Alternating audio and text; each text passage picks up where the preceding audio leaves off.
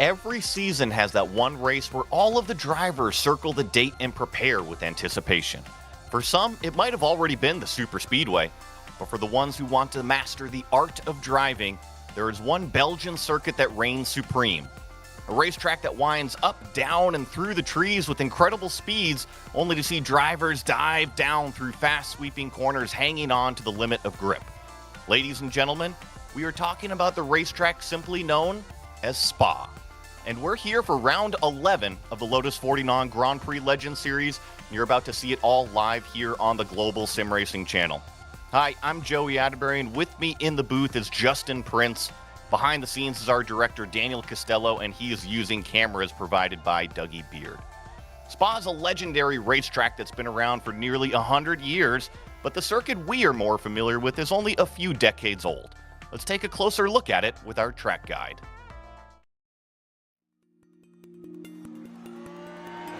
Welcome to Spa-Francorchamps. Less than an hour's drive east from the German border, this Belgian track has come to define racing for many different eras in the sport. It's no wonder it continues to entrance drivers when you look at the stats. The 7 kilometers over the course of a lap includes more than 330 feet in elevation change as it weaves its way through the Ardennes forest. Packed into this is 19 turns, some of which are considered among the most famous in the world of racing. Corners like La Source and Blanchemont have been on the lips of drivers for decades. But by far the most notorious is Eau Rouge and Rétillon. Typically referred to in name by just the first section, it dips low and swings left, then compresses and climbs to the right up a massive hill.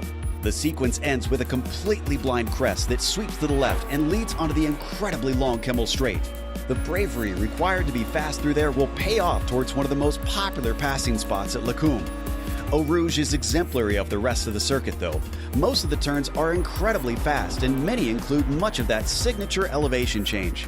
As jaw-dropping as the track is, you have to remember that this is the modern truncated layout. The old one, raced until 1979, was 14 kilometers in length, yet carried an average speed of 150 miles per hour. Present-day safety measures do cut down on the danger, but even in recent history, the circuit has proven deadly. It's clear why this track continues to be revered and respected by racers the world round.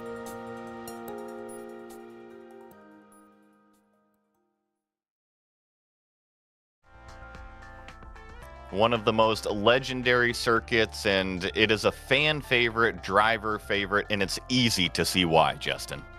It's going to be a challenging one for the drivers today in turn, though, because especially with this car, you're talking about a lot of speed up the Kemmel Straight. Lacombe's going to be a very tough braking zone for a lot of these drivers, where we'll see a lot of potential sends. But that run up through Blanchemont towards the final bus stop chicane could also open up a lot of chances today for these Grand Prix legends to see, can they be brave enough to make a pass cleanly. Overall, though, that middle sector, as we always talk about when it comes to this track, going to be very critical to set up the full lap in general, and that's where a lot of people, I think, are going to have some off tracks, and that's going to really hurt some of the competitors long-term today. It is just a behemoth of a racetrack with so many different sectors out there, and we actually have our points championship up next, and it is Andreas Valenteus leading the F1 driver standings by a very healthy margin, 62 points over Jorge Neiva. But look at that battle for third place between Togo Hesada, Seb Tixier, and Xavier Sanchez. There's only 4 points separating all 3 of those drivers. And guess what? After Spa, there's only one more race after this. So kind of all the points are up for grabs there. Kevin Verbruggen also involved in that. Marco Antonio Lopez Salgado, Gary Ho, Bob Woodhouse, and David Rossi round out your top 10 in the F1 driver standings. But Justin, we also have the F2 points. So far, Michael Grissinger has been leading the way in those standings this season. 36 points, that cushion, meanwhile, though, that's over Mats Linden. Then you have Madsen and Clapper. That's also in the conversation. Within about 60 points, that difference is the comfortability point. Then it's going to be a little bit more tricky for some of the drivers like Pangrazi, who is currently 78 points back, or Matthew Nelson, 83 points back, to try and close up the gap. It's worth noting a lot of those drivers in this grouping today seem to have some solid pace at least for the race. We'll see if they're able to pick up some great points in the penultimate round of the season. And then our final point standings is the Nations Cup. The Cup of Nations here, Spain 509 leading the way. But look at how close, really second through, kind of call it eighth. Lithuania only 38 points behind. Singapore there, 43 points. And if you notice a trend, it's only about 15 points separating each one of these countries. United States sitting there in fourth. Japan 5th, UK 6th, Netherlands, Italy, Sweden, and Australia all represented. But I'm really looking at that chunk, kind of 2nd through 8th there with 2 races remaining. Lots of stuff can still be swapped around out there. And then we also have our race details today, Justin. Yes, in today's race, 15 laps the distance. Remember, in this series, it's open setups, so each driver has the opportunity to make tweaks to their setups, find what's optimal, and run from there. No spare cars, obviously, but the drive-through penalty is pretty big when it comes to Spa. Keep in mind, incident points, a talking point all the time here. 17x is that incident drive-through limit. Disqualification, once again, at 25 in this series, meaning if you go out of the markers around the racetrack too many times, you're going to have to sit on the sidelines pretty soon. It's going to be difficult to reach 25, I think, Joey, but 17 for some could be attainable. Absolutely, and this racetrack has tons of runoff, and you couple that with the extremely high speeds around some of this area, so I think that you got to be careful about those incident points, kind of keep aware of them in kind of your back pocket back there, and don't let them creep up to that 17x limit. And I think one of the big danger areas is definitely Eau Rouge up and over the hill there with Radion, so it's easy just to keep on clicking off 1x's. And I'm looking, we're only doing 15 laps like you said, so if you click off 1x per lap, you can find yourself in trouble just in one section of that racetrack. But what's on the screen right now is qualifying. Currently provisional pole is Togo Hisada at a 2:18.504. We are watching Jorge Nieva currently sitting in second, very, very close to the back of Togo at a 2:18.6, so only about a tenth and a half separating these top 2 drivers. Nick Lakaki currently sitting in third, and this right here is the lowest section of the racetrack. From here on out, you stand on the gas and climb up this giant hill. And keep in mind, with it being so tight and twisty, it's going to be difficult in general to get to full throttle. This is one of the main sections. You'll see some of the full throttle come into play, as well as the Camel Straight. But if you end up going too much to the throttle points, it's going to lead to a lot of disaster in the midst of a lot of these corners here. Can we see some of these drivers bump up is the question. 2:18.5 is the pole time. Right now, taking a look at Conkey as he tries to bump up for the 2:19 flats. He only got 1,000th better. That's a little bit surprising. Typically, we do see an improvement on lap number 2, but as you see, with only about 50 seconds remaining. Oh, I'm sorry. Yeah, and you know what? We actually confused ourselves there, Justin. Yeah, up by a tenth. The classic pits, which is the start-finish line going down the hill. So here's Togo Hisada. He actually does not improve. A 2:18.56 versus a 2:18.50 his previous lap time. So just not quite there fast enough. And then Jorge Nieva actually had his lap discounted. So we were just talking about those incident points, Justin, not only in the race, but if you actually go out of bounds here in qualifying, you won't get that lap in. Yeah, we'll say when it comes to the confusion there, that just shows some of the changes when it comes to the finish line placement over the years and about a lot of the safety changes here at Spa in general. But that opens up another passing chance in theory. We'll see as qualifying comes to a close. All of the drivers have put in their lap time, and that means we have your official starting grid. Togo Hisada, your pole sitter in the number 4 car with Andreas Valenteus lined up next to him. He stole that away from Nieva somewhere at the last minute. Jorge Nieva starting 3rd, Nick Lakaki 4th, Richard Watson in 5th, Steve Morris in 6th, John Olsen 7th, Gary Ho starting 8th, Ben Zocco in 9th, and Bob Woodhouse in 10th. 11th spot today going to Marco Antonio Lopez Salgado. Then it's David Rossi in the 12th position in the 220 flats, along with Gary Quellen in 13th, Grissinger 14th. Then it's Pedro Demalardri in 15th. Ryan Walker starts 16th. Jan Stefan starts off in 17th. Then it's Pangrazi in 18th. Then it's Rukkinen in 19th. Rounding at the top 20, Jem Matsen. Then we have Alan Graham here in 21st, Tobias Harnvey in 22nd, Andres Bruno starting 23rd, Matthew Nelson in 24th with Jonathan Jordan in 25th, Thomas Willershausen in 26th, Tim Porter 27th, David Tomaski 28th, Jack David Spickett way back there in 29th, and a big name starting 30th is Xavier Sanchez. Yeah, I expect him to cut to the field today. Kirk Lapper in 31st. Then you have Posa, Ackerman, Peak, Cars, Schrader, and Evans rounding out your starting lineup for today. Drivers have less than 30 seconds to get to the grid. We are starting on that downhill section here, pretty much charge right into Eau Rouge as we get that wonderful air temp of 69 degrees, track temp of 77, and not much wind out there or humidity, so really nice, calm, cool conditions for the race today here at Spa. And I'm noticing only a couple seconds left before we get those lights on and a green flag on the racetrack. Currently, the RPMs are rising, just waiting for Barney to signal for the race to begin, and there we go. We've got a green flag, and it's actually the second place car of Andreas Valenteus with a huge hole shot. Togo Hisada isn't going to lose one, but he's then threatened by losing two, and now he cuts back through Eau Rouge, but it's Valenteus running out front, and now we've got a car. Nikola Kaki spun around. Able to avoid major contact to the barrier, but at the very least, no one hit him. Still able to keep going despite all the scattering.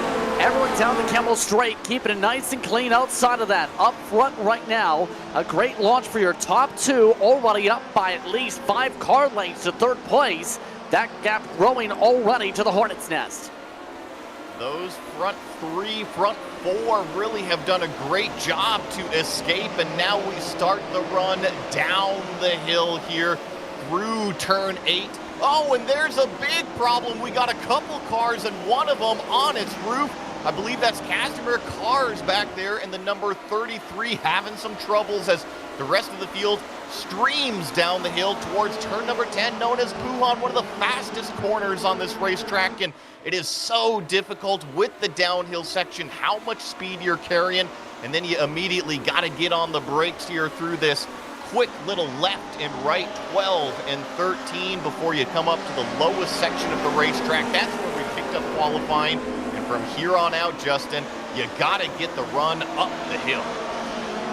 You got to be able to nail it just right, and I don't mean nail the contact with our cars just right. Cars had already gained about 5 or 6 spots since starting 34th position. Just about made it through, says, I've got to cut right. Problem is, someone else already was cutting right in that same location. He ends up getting sent around like a ping pong ball. And with these cars, the open wheel cars, you know, as soon as you tap those wheels and intertangle the tires, there is significant damage usually. So the cars, the lead cars that have stayed incident-free here now round that bus stop chicane, 18 and 19, cross the F1 start-finish line, but that is not the end of our lap here today. We got to go through the La Source hairpin, so you got to manage your way through this tight and right-hand turn, as you saw Ryan Walker get very, very close to the back end there of the 12th place car, Gary Quellin. But now we've officially completed one lap and through Eau Rouge at speed for the first time. Yeah, the Dying Machine right now keeping an eye on how this draft plays out. I think this is going to be somewhat significant, but there is the draft lock that we see a lot with the modern cars. They're coming to play a little bit here today, just not enough close-up, it seems, in the midst of this slipstream chain. If you are able to outdo somebody in turn 2, maybe, or rather sector 2, I think it's a bigger chance for a lot of these drivers, just like you've seen there. You have to get brave if your drivers will Spickett if you want to get a pass done before then. And we have a spinner. Oh, yeah, that's another car round. I believe that was Ryan Walker, who we were just highlighting a few corners ago, so having a couple problems. Hopefully he was able to keep it off of the wall, and now he keeps it down to the right-hand side of the number 3 car. That's Nick Cockey, so he's in some familiar company with another really, really fast driver that kind of finds himself buried at the back of the field, and I'm talking about Cockey and Ryan Walker, so we'll just kind of have to keep our eye on these two as they make their way back up through the field here. So Andres Valenteus still leading out front. Togo Hesada chasing. Jorge Nieves about a second back, and I'm seeing some more issues going on there in the middle of the field with heavy names dropping out. I think I see Alan Graham, maybe Xavier Sanchez involved, and yep, there in fact is Alan Graham. He's got the wrong side up, Justin. Yeah, now Sanchez getting into somebody. Just about to send himself into the tire barrier. That was with Ackerman for the teens here. And the Unicorns machine, who had been involved in the last flip over, I think spun into his path.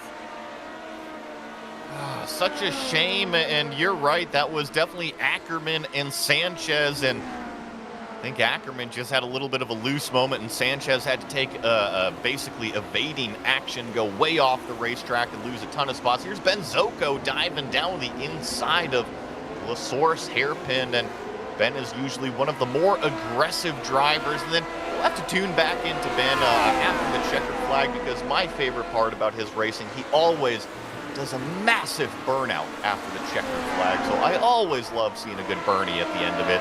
But he's going to try to get the run. Oh, and actually, yeah, this is for the lead. Togo Hesada doing a little bit of drafting up here. He's going to try to outbrake around the outside of Valenteus. Takes away the lead for now, and because of that side-by-side action, it kind of choked them both up. It brought Jorge Nieva, that third-place car, back into the mix. But if I know anything about these front two, and really these front three, this fight is far from over. We got 15 laps here, folks. Strap in, because it's not going to be settled in probably until the chicane on lap number 15. It is going to be a fight. And it might come down to, do you want to defend on the last lap, or do you want to be on offense on the last lap? Many people quite simply say to themselves, I'd rather make the pass from second on that final lap in case there's a draft back. The tough thing about that is you have to be in position to do that in the first place. And right now, Hesada has been the quickest car on the racetrack the past 2 laps already. He was 2 tenths quicker at the start and finish line, I should say. That's really what set things up to be able to get that whole shot down the straightaway to get the pull. Hesada's on it. It's just a matter of, can Hesada play defense now with the draft for the 1? We have to remember, Togo is a former champion here in this series. Even though he's sitting, 3rd or 4th in F1 points, don't let that fool you. He is consistently one of the fastest drivers in these 49s, as he just barely hangs it on there through Blanchimont, and then really got to stand on the brakes here, get these cars slowed down. And I know we don't deal with downforce per se with these Lotus 49 machines. They don't have the big wings up front or the spoilers out back, but they are extremely light. You couple that with an incredibly capable power plant with that motor in the back there, and the speeds that these cars reach is absolutely incredible. They do have to slow down, like I said, because without that downforce, the cornering speeds aren't quite as capable, and you couple that with the older tires. But I was noticing 170 miles an hour before they had to lift off the gas down there at Eau Rouge and up the hill through Radion, and now already over 165. Togo Hesada actually going to the right side of the racetrack, blocking any sort of that slipstream to Valenteus, and I saw 181 miles an hour, Justin, before they had to get on the brakes. Now, a significant amount of speed for this era. There's a look, though, at the battle going on in the teens. Gary Quellen amongst those trying to pick up some draft has already had some struggles coming through this section right here. He's taken a lot of curbing, and that's where apparently the issue with Ryan Walker came up. He tried to ride on top of the curbs every corner. I don't think that's going to work long term. You're not supposed to be running with the curbs underneath the center of your car. No, I grew up as a Spec Miata racer. That's okay, but you're right. These Formula cars, they want the level platform, and the curbs, they generally are not too friendly. As he's taking a look, this is a really interesting section. You got to be forceful if you're going to try to make a move here. Thankfully, Gary Quellen, he's left room by Michael Grisinger, but I think the hungriest party is Rokanen back there. He's going to try to make it potentially 3 wide. He's looking up the inside. Does he make the move? No, it's going to be Grisinger still ahead, but Gary Quellen losing 2 spots from just going down the hill there. He's got to find a way around this roadblock. Oh, and that roadblock inside, it looks like Brookinen tried to give the give and take, say, I want to go single file here, don't want to battle Grissinger, nearly got ran over for it. And a lot of drivers are struggling on checkout. And look at this fourth car line, that bright green helmet on that white car. That's Nick Cocky. Remember, he started on the second row today, so watch for him, especially coming up into this bus stop chicane section. Does he make a late move? Look at how late he goes. Down to the inside, almost contact with Quellen. He's able to get the car stopped, so move Nicola Cocky up into 16th. And I have a feeling here at the La Source hairpin, he's going to be looking at Yari here for P15. Let's see if he outbrakes him. Yes, already down to the inside, slices the car down, a big old tank slapper right into the side of the 88, but thankfully no damage. It actually makes Roukonen fall now to the clutches of Gary Quellen. Yeah, some apologies on the radio popping up there, but battle for the race lead yet again, side by side. It just seems if you don't have someone to draft with up front, it's not going to help in terms of being the leader. Quite simply, the back and forth continuing. It was lap 3 that Togo made his move on Valenteus, and now on lap 5, Valenteus is fighting back. Oh, still side by side as we go down the hill. I think Togo might have a little bit of the better exit there, especially out of turn number 9, headed down towards turn 10 here. This double apex left-hander known as Puhan, and you just got to hope the front right of the car kind of grips up, helps turn it, and then you got to manage it with your right foot, not to get too happy with that throttle and make this car really, really loose on the back end. And then through this section, it's just all really rhythm. We were seeing a couple of those cars climb the curbs, but through this section, you can kind of abuse some of those curbs a little bit more. They're a little bit more rounded, a little bit friendlier to kind of how the car acts. But here is the important part, or I should say an important section of the racetrack, is that I believe it's the turn 15 exit, because it sets you up all the way up the hill here through Blanchimont. And I got to say that Valenteus actually got there a little bit too early. He had to lift way early into Blanchimont, and now it's Jorge Nieva all over the back. But if I know anything about this battle here, I think that Nieva, this third place car, he's actually just going to kind of patiently wait for these two to continue to fight. Yeah, right now this is simply the popcorn seat, and unfortunately in these cars it's not easy to go pop, zip on by. 3 wide's not really common in these cars unless you want to be extremely brave. It was that way back then, after all, where you had to have that give and take, and going 3 wide and having an incident would cause an absolute argument after the race in theory. So you just have to wait to see how the fireworks play out, try and slip by for second, hope either of these drivers in front slips up themselves and makes a mistake, opens up the door for him to leapfrog. And that was a great example of how difficult Eau Rouge and Radion is in these cars. It is not as simple as a GT3 car where you just keep your foot flat to the floor and steer it up through the section.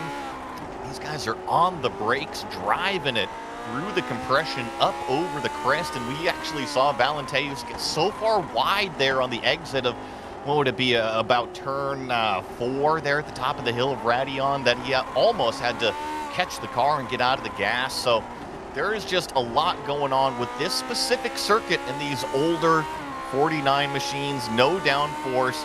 You really have to understand vehicle dynamics, but not even halfway through. Working lap number 6 right now. It is Togo Hosada leading the way in that white and red car. Andres Valenteus in second place.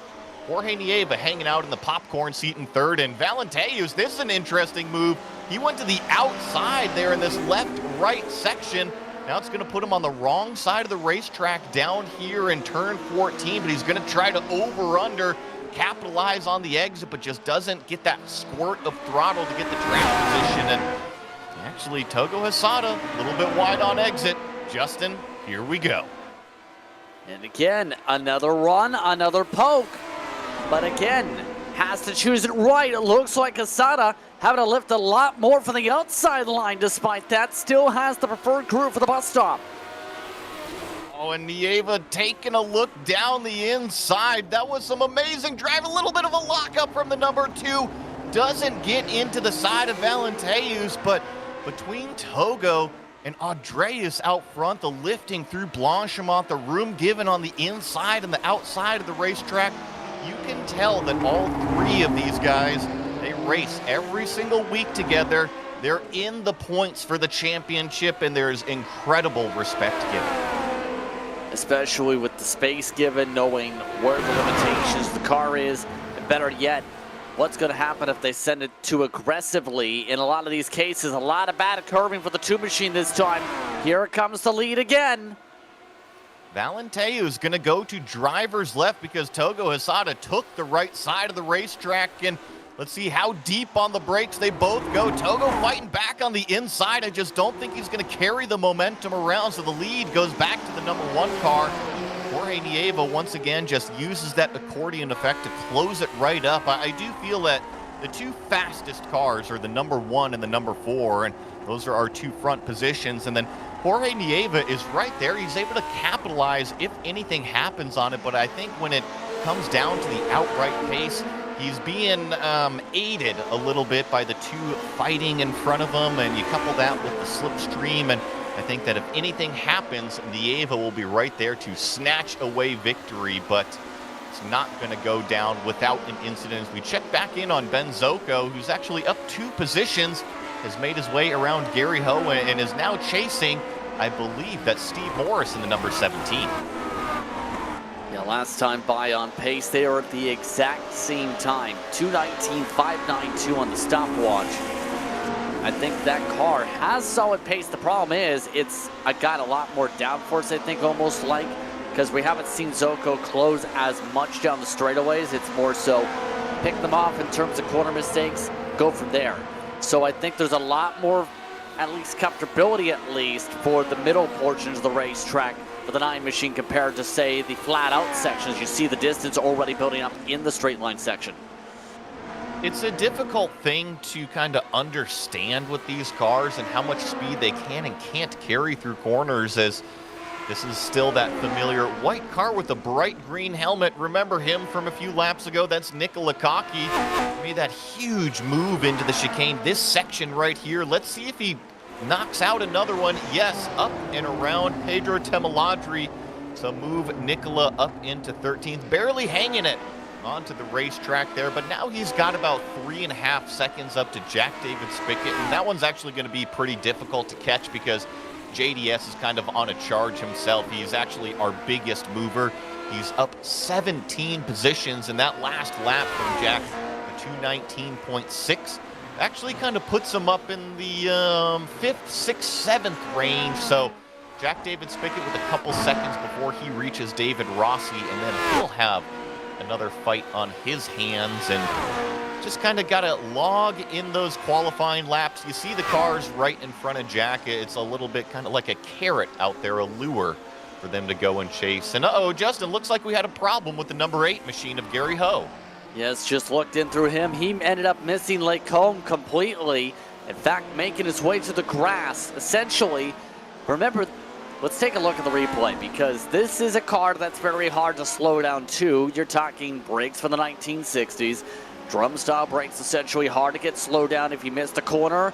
That's what he did. Locked it up so much because he knew he was going to miss it. Has to take the runoff, and that cost him several positions as a result of the excursion to the grass. And thankfully, you know, he was nice and easy with those control inputs, so no more damage done after he went off the racetrack. Just got it nice back on there. Is this pink number 22 sitting in 23rd position conveniently. That's Jonathan Jourdain. Right in front of him is Kirk Clapper, and directly behind it is Matthew Nelson in that blue car. The leader of this little 4-car train is Andres Bruno in that yellow helmet right there. So going to see if Jonathan Jourdain can kind of get up there, maybe attach himself to the gearbox of Kirk Clapper, because that number 20 directly in front of him is actually the biggest mover of this group. He's up 9 positions, and typically the Clappers, they don't qualify the car. They like to get out there and race for their position. So I wouldn't be surprised if this number 20 tries to get the really, really good exit out of the turn 14-15 complex right here. kind of maximize his run up the hill, try to see if he can get a pass here on Andres Bruno after Blanchimont and into the chicane, but it actually looks like Bruno got a pretty good exit. Yeah, much better exit, in fact, and Clapper at least seems to be backing up the corners a lot more for Blanchimont, trying to set it up more for slow in, fast out, the commonality of what is talked about with corners, right? Seems like Clapper's emphasizing that a lot, and it's almost similar to what we were seeing earlier with Zozo, where he's just trying to keep better in the corners rather than for the straight line. Speaking of which, he's able to poke along the straight line. Now trying to get side by side fully, but not able to fully stick it. Oh, and then a big, huge wiggle on the exit there, but thankfully Ben was able to hang on, and that was Steve Morris in that number 17 car with a great defense at the end of the straightaway there, and just was able to hang it out around the outside. So Ben Zoko had a terrific run, but was not able to complete the pass. Gonna have to regather everything back up and try a new way around. And Steve Morris has actually been turning in some pretty good laps. They're only about a second and a half off of John Olson and Richard Watson as well. So I think that this kind of group is all condensing up, and this is our front three. So Valenteus, ever since he snatched away that lead in the kind of unorthodox pass down there in this section of the racetrack in 12 and 13 before you get to 14 and 15 here, he hasn't given it back up. Togo Hesada has stayed right on the back end. Jorge Nieva has actually done a great job not to let them get too far out in front. So maybe Jorge has been picking up a few tricks of the trade following these two cars around, but it's stayed just kind of like this for the last couple laps, and now we've officially passed halfway, coming to 6 laps to go. Yeah, this race has been flying on by, hasn't it? 2 minutes a lap. So far, very quick, very efficient, but right now that one machine seems to be efficiently holding on. All while, though, some battles are slowly compressing again. Gary Ho, after his mistake, he's now had to go back on defense because one of the drivers that's starting to pick up some tempo a little bit is the number 14 MALS so far, consistently in the 220s, but that's starting to become a little bit faster than some with how some of the tires are working out for a couple drivers. Keyword a couple. This battle right here between Marco Antonio Lopez Salgado and Gary Ho, that purple and yellow car directly in front of him, is about to have a new party member, and that is going to involve David Rossi and Jack David Spickett, because they've both been catching up to him. So it'll be interesting to see, can Marco get this pass done before those other two cars are able to catch him, and just not quite close enough down the Kemmel straight here to make an out-braking move into turn 5 and 6. So just gonna have to follow in the tire tracks a little bit more, see if he can force a mistake out of Gary Ho. And these cars, they've been running actually extremely consistent from where they started, pretty much smack exactly where they started. Gary's down 1 position and Marco is up 1 position, so they've just kind of flip-flopped their way around a little bit, but equal on pace. Now they charge down the hill through Puhan. Let's see if any of these cars maybe makes a little bit of a mistake. This corner is so difficult. You got to rely on that front right through the first half of it, and then once the car turns, you got to rely on the feeling with your right foot to manage that yaw angle, complete the turn, and then through the really fast section, you got to slow it down through 12 and 13 here. It's more that rhythm feel all the way through this next couple of corners. And talk about a rhythm, that was Gary Ho wagging the tail, and that was our biggest mover, one of our biggest movers. Kirk Clapper now finds himself in the gravel. Yeah, gonna be interested to see the replay here from Clapper, because I'm pretty sure his car went clap over top Andreas Bruno's car. So, and I'm pretty sure that, as you see, Jack David Spickett hold things off as our biggest mover overall so far. It's going to be a pretty big kaboom to look at. Let's take a look at this, because seen this a little bit to see the angle here. Clapper, I'm not sure where he was trying to send it from, but this is 15 car lengths deep. Bruno was flipping over in the first place, or at least spinning it, and Clapper just landed in his lap, missing the corner regardless. It just so happened that Bruno was having a problem at the same time. perfectly called there. Yeah, Bruno is just way out on the outside of the racetrack, bringing it back on, and you couple that with Clapper's mistake, and it was just one thing after another compounded, and unfortunately a couple cars definitely made a couple pieces of big contact. But Jack David Spickett right here, that last lap time, a 2:19.2. Compare that to Marco right in front of him, and Steve Morris. Actually, Ben Zocco finally got around Steve Morris, so move Ben up into 6th place now. Maybe going to have to go hunt down the next car of John Olsen about 2.5 seconds up the road. But since Ben got around Steve, it is now that number 7, that white with green highlights. I'm sorry, it's more of a gray with green highlights back there. Bob Woodhouse, we haven't mentioned him too much today, having a great consistent run inside the top 10. Yeah, but staying inside said top 10, just maintaining his pace. He's been running 2:19.6s basically this entire race. He's been getting better and better with the lighter fuel. So I think he's just in a simple position like everyone else. Maintain rhythm, have a solid, stable setup. Not too fast down the straightaways, but a lot of downforce to be able to grip the corners, or at least as much as you can in a Lotus 49 here. And now you just get to watch the battles and wait to see what happens to be able to pick things up. Hope someone like Maurice makes a mistake to open a spot back up. And sometimes that's the easiest pass to make, is just watching others make a mistake. And here we go, right? Steve Morris all the way on the gearbox using the slipstream behind Zocco. But Blanchimont is a very difficult corner in these cars. You see, you got to lift way out of the gas, but he's able to capitalize on the exit. Does he make a lunge here into this chicane? He's really late on the brakes, almost into the gearbox of the number 9, but gets the car slowed down, and once again, just only millimeters between the gearbox and the nose between the 17 and the 9 car. So after Ben Zocco made that pass, I think that Steve Morris might have been able to cool down the tires and maybe mount another charge. He wants to take back that 6th place position.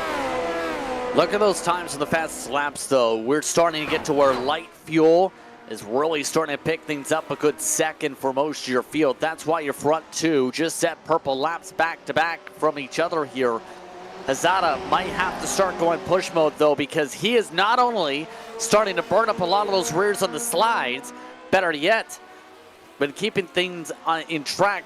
Valentinez has seemed to be much quicker, even in the cleaner air, compared to Hazada when he had clean space at the start of the race in heavy fuel conditions. Now, I am going to speculate a little bit here. These front 3, they're extremely smart. And remember, we had made the comment that we think Togo and Andreas are definitely the 2 faster cars. Now, Nieva's been involved in this lead battle because those 2 have been fighting right side by side. They slow themselves up. I wonder if Togo said, you know what? I just want to sit behind the number 1 car for a few laps because I know that our pace will be able to extend away from Jorge Nieva, and then maybe with 3 laps to go, 2 laps to go, or even on the last lap, actually be able to fight it out with the leader. And I think that this is a perfect example of that, right, Justin? Is that these front 2 have kind of, in air quotes here, worked together by not fighting, and they've extended almost 2 seconds now over the 3rd place of Jorge Nieva. So when it comes down to the last couple laps, it's a fair fight between the 2. It's a great point as Asada nearly spins it. Yet again, everyone burning up the incident points just about here. But I was about to say, it's about reducing variables, as the way I put it is. The less competition you have to battle for the race to win, the more easier it is to battle for said win. Speaking of battles, looks like Maurice wanting to spot back, getting to the inside for the bus stop. And look at the space given by Zocco on the inside of the 2nd apex, and it allows him to really put the power down going towards the La Source hairpin. So Steve Morris dives down to the inside, but I just think such a great defense from Zocco, and actually Morris has a huge slip up on the exit of the hairpin. That's going to allow Bob Woodhouse to put down the traction, actually drive around the outside of Eau Rouge mode. Bob Woodhouse in the 7th. Steve Morris is going to fight back with the slipstream down the Kemmel straightaway, and that was a great example of how Eau Rouge and Radlon are massive corners in these cars, and now Steve Morris has got the momentum on the outside. Bob Woodhouse has to concede. He can't do anything from that inside lane. Nicely done, but we've had a swap for the race lead as that happened, going up the hillside through Erosion Radion. And we talked about it before. It's a difficult section. You have to lift to the right point to make sure you stick the corner. The right lead change essentially came because the one nearly went off track and nearly got a corner cut. Had to lift aggressively. Hasada able to take advantage, and now they're going to have to battle with lap traffic within the next couple minutes here, because Bruno with the black flag in front and Dwayne Strader are just in front of these leaders. Look at Valenteus just able to get the car hooked up. He looks down to the inside of 13 here, gets all the way there, and Togo gives him room, but just the momentum along the outside. Valenteus got choked up on the corner exit, so wasn't able to capitalize in 15, and now we go up the hill. Remember, Blanchimont, you really got to lift off the gas here to get the car through the corner, and just as Justin was saying, we have lap traffic on the horizon here, coming to 2 laps to go. I don't think Valenteus is going to get too aggressive right here. Both of the drivers know how to deal with the lap traffic, and they know that they can be wild cards. Looks like the first one is going to pull off to drivers left here, and you just watch the hands on the steering wheel. It is still a fight for these drivers to maintain that limit of grip, and I think things are about to get really busy because we're about to catch this car going down the hill. Thankfully, they pull out of the way, let the leaders by, so we can take a sigh of relief that we're not going to get tripped up through Eau Rouge and Radion, but this is the section of racetrack where things can really get bejumbled up, but the front two actually did an extremely nice job up over the hill. Big run, though, this time for the one machine. Here comes the slipstream. Can he make it outside again? Valenteus has had to try this outside all race. Nothing doing yet. Curious too. Oh, and then when he pokes down to the inside, almost contact between the two.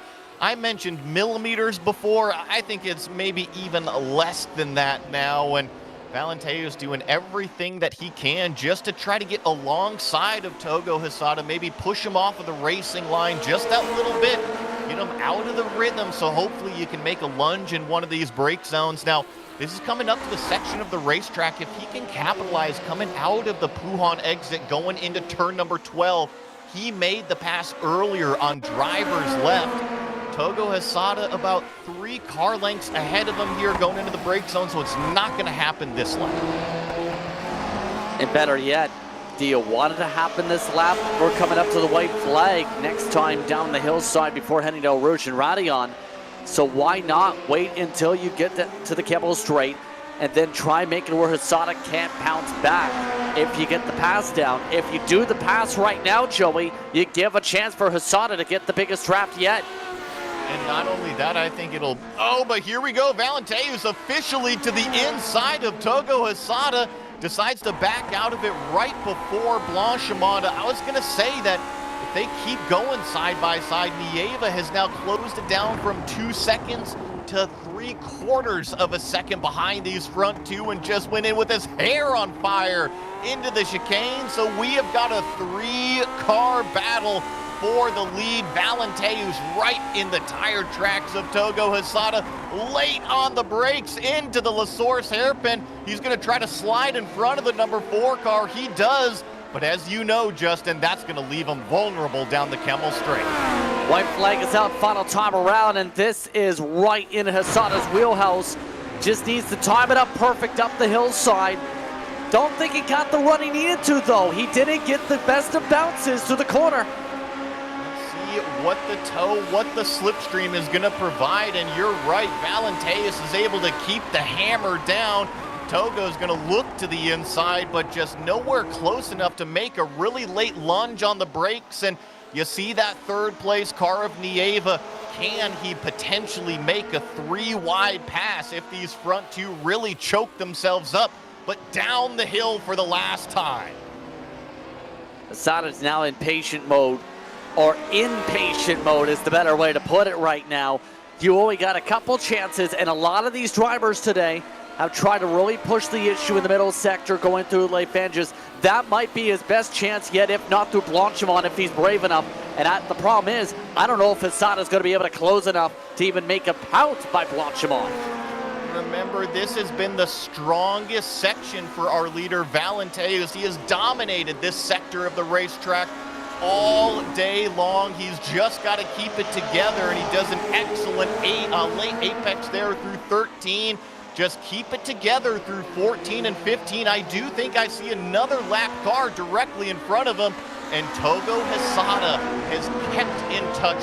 He's right there in the slipstream as they go up the hill for the final time. You gotta lift through Blanchimont. Can our leader Valenteus keep the momentum? He's got an excellent lead right now of about 5 car lengths. Togo Hesada sends it through Blanchimont. Both of them do. A big wiggle coming out on the exit, and now a huge late run from Togo Hesada. Can he get the car stopped? Yes, he does. Now an over-under from Valenteus. Can he put the power down? Coming out of the final chicane, it is neck and neck, and dare I say, Togo Hesada has a little bit of an advantage, but he's on the wrong side of the road going into La Source. Can Valenteus stay late on the brakes? Who puts the power down the best? Togo Hesada is going to be coming from the outside, but Valenteus is going to hang on and win the race from Spa.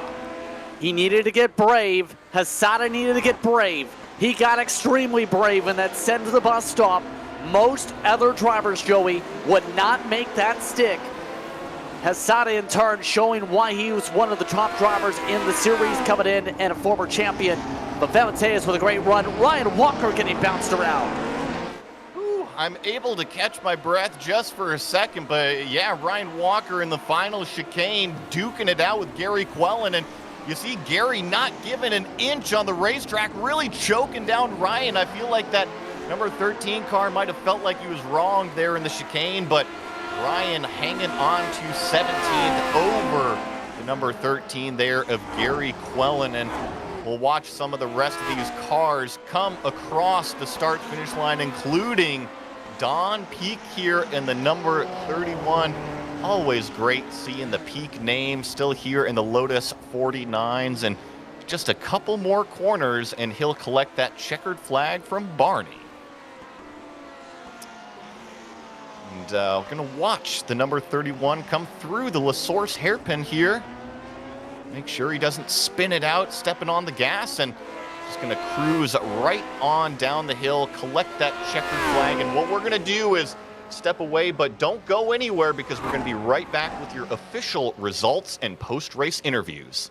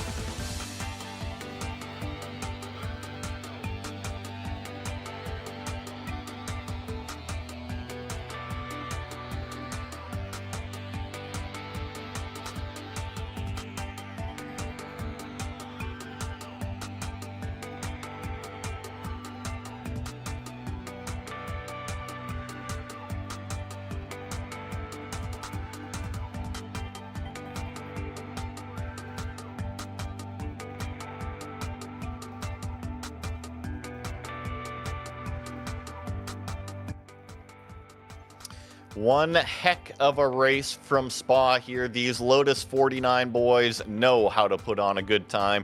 It was the number one car of Andreas Valenteus with the over-under moves through the chicane and through the La Source hairpin in order to capitalize on the victory over Togo Hosada, finishing in second place. Jorge Nieva thought he might have been close enough to capitalize, but finishes with a third place on the podium. Richard Watson in fourth. John Olsen rounding out your top five. Ben Zoko with a nice race up a few positions. And we even got a glimpse of that burnout up there at the top of Radion before we went to break. Steve Morris in seventh. Bob Woodhouse eighth. JDS, our biggest mover of the day, plus 20 positions to finish in ninth. And Marco Antonio Lopez Salgado rounds out your top 10. 11th spot today going to Gary Ho. Then it was Nico Kaki. He was able to get back up to 12th. Rossi and Temporigi in 14th. Sanchez recovered to 15th after not putting in a qualifying time. Then you have Hakkinen in 16th. Walker, Quellen in the top 18. Quellen got bounced around a little bit with Walker early. Gritzinger 19th, and Jan Stefan finished off in 20th. Bjorn Ackerman with a pretty good run here, up 12 positions from where he began to finish in 21st. Jonathan Jordan in 22nd. Matthew Nelson 23rd. Don Peak back here. We watched him cross over the line in 24th. Thomas Willershausen in 25th. Tim Porter 26th. Javier Poza in 27th. David Tomaski in 28th. Dwayne Schrader in 29th. And Andres Bruno, your second car, one lap down in 30th. And we had a few more here cross the line. That included Tobias Harnvey, Jem Matson, Jake Evans was actually the last to finish today's race. The rest of the names, including Kirk Clapper, Alan Graham, Roberto Pangrazzi, and the number 33 of cars, unfortunately did not finish today's race. And that brings us to, I believe, our third place finisher. Jorge Nieva is going to be joining us for an interview. Jorge, how was the race today? Kind of from the popcorn seat, you got to witness the whole battle just from the front row. Uh-oh, Jorge, do we got you on audio? Again? Sorry? Yes, there we go. We got you now. I was just going to ask you, how was the front seat watching those two fight it out for the last couple laps? It's incredible. It's amazing what those two guys are capable of. Audius trying to overtake in insane places, and they never had a crash, so third is the best I can afford. I feel like I've gotten to kind of know your driving style a little bit, and you weren't going to force a three-wide issue, but in the middle of the race there, you guys were running so close together, I felt like you might have had an opportunity or two. Did you ever think about pushing the issue at all? I thought in a moment that maybe I could overtake one of them, and I tried, but I didn't. Also on the start, I did a very good start and thought about overtaking Togo, but it doesn't matter. They would have overtaken me a few laps later because they are much faster. But yeah, I would like to do it, but couldn't. I love the modesty out of you. You're always just straight to the point out here. And where do you feel like they were maybe a little bit faster than you? Was it one sector of the racetrack, or were they able to put the power down better? Where do you feel that the time was gained for them? I don't know what they were doing at Rouge. I haven't trained a lot for the race, and Rouge I think is the worst part of the track for me, because they cut through all of them of it, but I can't do it because I risk for a slowdown. So I think that's where I lost the most time. But luckily, there was a long straight after that, so I could catch them, but never overtake. Yeah, you had an incredible performance. You were able to hang with those front guys, and maybe on another day some contact might take them out, but congrats on a fantastic podium run. Anybody you want to give a shout out to? GSRC, you guys are the best. I love your streams. I always watch it a few days later, and you're nice. Thank you, guys. Well, that was Jorge Nieva, one of the nicest racers you'll ever run into out there. And then that's going to bring up, I believe, Togo Hisada is standing by with Justin. Yes, indeed. And what a thrilling finish, first of all. Second thing, talk us through the final lap as it ended up being a wild final couple miles. Well, I can hear the first part of the question, so the question was, talk us through the lap. What was it like from your perspective in terms of a busy final lap for the win? yeah, just final lap. I just, just a bit of the surprise because into the last source hairpins and the Andrews made the move, so that I can't imagine that, as usual, we are battling the calm, after the camera street, so the just a little bit separate me under I just decided to take a distance with Andrews in the entry of the Eau Rouge, and the fight back in the end of the camera straight, but he's the Eau Rouge is very, very fast, especially in the last lap, so I can't make the move on the camera straight, so just later I just try to follow him as much as good, and last chicane, just I look it up like a bit. So the little bit dive bomb to him, but he's very, very fair and looking mirror, fortunately, and leave me the space. So just thank you for Andrews. An exciting race to say the very least, absolutely. And it seemed like the racetrack was a handful. It was already touched upon by the third place runner, or just how tricky it was. What was it like from your cockpit trying to battle around Spa? Yep, the Lotus 49 has no downforce and the very low grip, so the Eau Rouge and the Larion is very, very difficult, especially in the battling. And this guy has a very strong slipstream, so the braking marker is changed a very, very big, very big change, and in the slipstream. So the Eau Rouge and the chicanes, the calm and the lassos braking is so tough, and it's very, very unique car, and very, very scary, especially in the Eau Rouge. So but it's very, very fun, and this is no turbulence, so we can sit just behind the another car, so it's very fun to race here. So this was the penultimate round of the season, or penultimate week, I should say. Final week race coming up. What are your thoughts to close out the season for 2024 Season 2?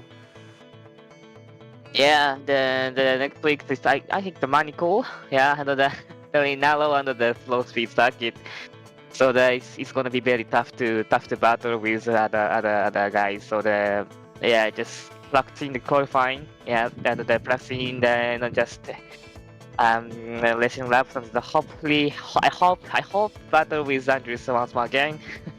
Yeah, that's it. Any shout out you'd like to give before we let you go then? Thank you. A quick, simple thank you to close it out, Joey. Yeah, Togo is always one of the best on the track there, and I think that we've got one more interview here. Mr. Woodhouse is going to be joining us. First of all, congratulations on the top 10 finish. How was it from your point of view? Yeah, it was a good race. Just tried to settle in and go with the guys ahead. And it all worked out pretty good. Went better than expected, to be fair. And that's exactly what you did. I went back and through the race, and it looked like you were in a train of 3, 4, 5 cars. You were chasing a few at the beginning, and then at the end you had a whole bunch of company behind you as well. It was just, did you ever have time to take a breather at all? Not too much. just tried to, just push as much as I could to stay with the guys, because I knew once I dropped out of the draft train, I'll probably be going backwards. But yeah, just tried to hang in there, and a couple of other people had issues, and yeah, just tried to keep it clean and keep pushing on. That's exactly what you did. And I do have one last question for you, because in iRacing it shows you as Bob Woodhouse, but here in Discord you have Rob Woodhouse. Do you go by Bob or Rob? Yeah, both really. Yeah, I don't really have a preference. But yeah, I think as your commentator said the other day, it's a name well suited to the car, so I'll stick with Bob for this one. It's nice and easy for sure to remember. Yeah. Is there anybody that you want to give a shout out to? Well, yeah, you guys for doing the coverage, and yeah, just to say thank you, because I'm not going to be about next week. I'm away, and yeah, this is just the icing on the cake of a nice finish for my rookie season. So yeah, happy with that. A fantastic way to close out the season, and thank you for coming and racing with us. Okay, cheers, guys. See you next season. That was the driver of the number 7 today. He came home with a top 10 finish, and that's going to do it for us here. Thanks to the team today. That included Daniel, Justin, and Dougie. Make sure to check out our social media, website, and merchandise store. And don't forget to subscribe to our YouTube channel as well so you don't miss a moment here on GSRC. As we just heard, the next race is from Magny-Cours next week, Saturday, June 1st at the same time, 9:30 a.m. Eastern. And be sure to check out all of the other broadcasts listed here. And if you're around in a couple short hours, IMSA Vintage from Road Atlanta at 1 p.m. Eastern is up next. And until next time, race clean, race hard, and we'll see you on the track.